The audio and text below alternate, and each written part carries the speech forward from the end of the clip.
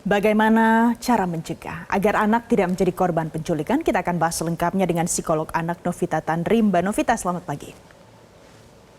Selamat pagi, Mbak Valen.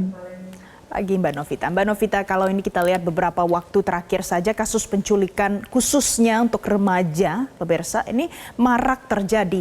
Nah, dari beberapa kasus yang kita lihat, adakah pola yang bisa kita pahami? Oh, polanya seperti ini, jadi ada yang bisa diwaspadai, Mbak Novita? Baik, ini kita masih mewariskan parenting yang lama, Mbak Valen. Parenting yang dimana teknologi dari adanya Facebook 2005, anak-anak lahir disebut dengan generasi alfa. Kita masih berpikir bahwa anak-anak kalau berada di dalam rumah mereka aman. Yang disebut dengan freedom inside. Kalau keluar rumah, freedom outside baru tidak aman. Padahal ternyata justru di dalam rumah sekarang dengan adanya penggunaan kebebasan menggunakan digital teknologi justru menjadi tempat yang paling tidak aman. Jadi yang pertama adalah harus bicara tentang digital parenting, Mbak Valen. Jadi digital parenting ini cara orang tua mengasuh, membimbing, mengawasi, monitoring ini penting sekali dalam penggunaan teknologi internet. Jadi pengaturan dari waktu layar, pemilihan konten yang tepat, serta pengaturan atau pengajaran etika dan keamanan digital. Ini yang harus didiskusikan dan diketahui oleh orang tua digital parenting ini, Mbak Valen. Karena kalau tidak, anak-anak karena tidak mengetahui keamanan daripada penggunaan teknologi ini yang membuat akhirnya kasus penculikan. And kalau boleh saya tambahkan, bicara tentang kasus-kasus ini yang marak dibahas di media massa, tetapi sebenarnya yang terjadi yang tidak dilaporkan, yang tidak terendus oleh media itu jauh lebih banyak. Oke, ini jadi yang harus di-highlight dan harus dipahami orang tua di luar sana adalah soal digital parenting. Karena kasus yang terakhir ini pemirsa, modusnya dilakukan dengan chat-chatan, kemudian melakukan pendekatan dari media sosial.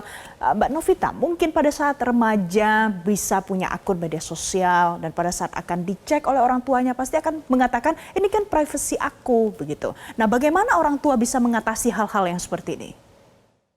Harus dijelaskan sih Mbak Valen, kalau bicara tentang privacy, usia anak itu 0 sampai 18 tahun.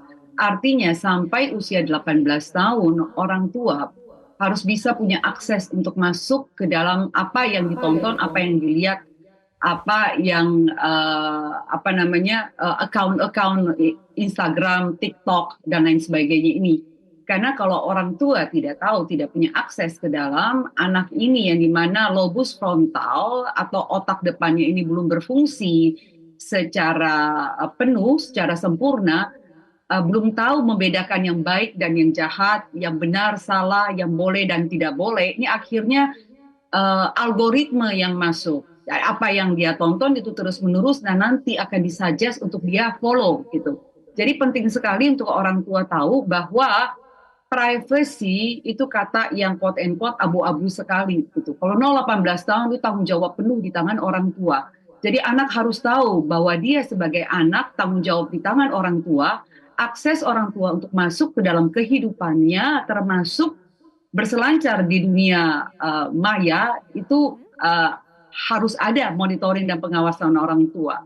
Jadi buat saya edukasi parenting, sekali lagi digital parenting ini perlu diketahui oleh orang tua sehingga komunikasi dengan anak bisa berjalan dengan baik, Mbak. Kalau ini kan anak dengan sendiri terpapar ngobrol sampai 5 bulan nonstop gitu.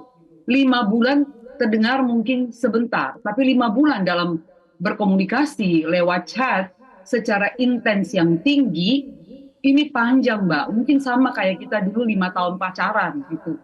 Karena intensitasnya terus-menerus setiap hari. 5 bulan di digital mungkin setara dengan 5 tahun pacaran begitu ya, Mbak Novita. Tapi kalau yang terakhir adalah modusnya berpacaran, berdekatan secara emosional, punya ikatan emosional dengan korban. Nah, sebelumnya bahkan Mbak Novita ada kasusnya hoax begitulah kurang lebih karena dia pelaku mengatakan ibunya kecelakaan di pasar, misalnya seperti itu. Kemudian sang anak percaya karena kedekatan anak dengan orang tua. kemudian miris karena anaknya diculik dan dirampok. Bagaimana mau mengatasi hal-hal yang seperti ini supaya tidak ada penculikan anak dengan berbagai alasan? Ya, kalau ini sudah masuk ke kriminal, Mbak, udah beda lagi gitu ya. Jadi menggunakan alasan dengan kecelakaan, dan ini bukan saja terjadi sama anak-anak, tetapi juga terjadi kepada orang tua. Kalau buat saya, anak diajarkan bagaimana menghadapi kasus-kasus kriminal seperti ini dengan cek dan recheck. Jadi anak-anak harus tahu menghafal di luar kepala nomor telepon orang tuanya.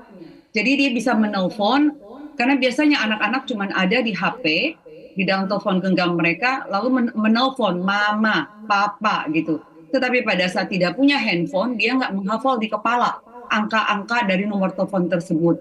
Jadi jangan mudah untuk terjebak di dalam permintaan atau kejadian seperti ini dengan anak menghafal nomor telepon orang-orang yang dianggap penting yang dalam keadaan emergency bisa dihubungi. Nah, buat saya ini sekali lagi parenting, digital parenting yang perlu diajarkan dari orang tua kepada anak-anaknya.